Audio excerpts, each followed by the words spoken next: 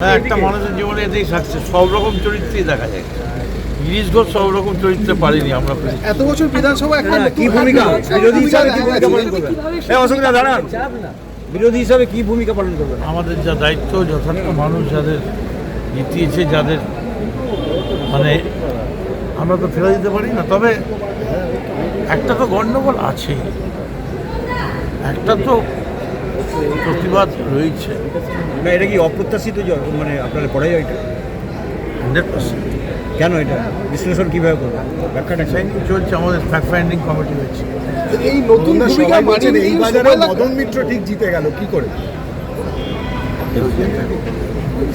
এই রঙ্গমঞ্চে কেউ যেতে কেউ হারে না। এত বছরের বিধায়ক জীবনে এবার প্রথমবার একটা নতুন বেঞ্চে তোমরা বসবে, তো মানিয়ে নিতে কি একটু সমস্যা হবে বা? না, আমি 2008-এ বিরোধী আসনে বসি। আমি আব্দুল হালিমকে ফেস করেছি বাই ইলেকশনে 2008-এ বিষ্ণুপুর থেকে জিতে এসে। So it's not a new thing to me. 2008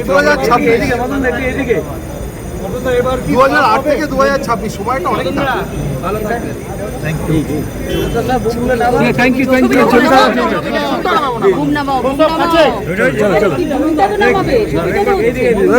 এবার দরজা বন্ধ করে দেওয়া। মদন মিত্র এখন এই পর্যন্ত দরজা বন্ধ হয়ে যাবে। Thank you everybody. আমি একজন বিধায়ক হিসেবে আপনাদের সহযোগিতা কামনা করি। Thank you.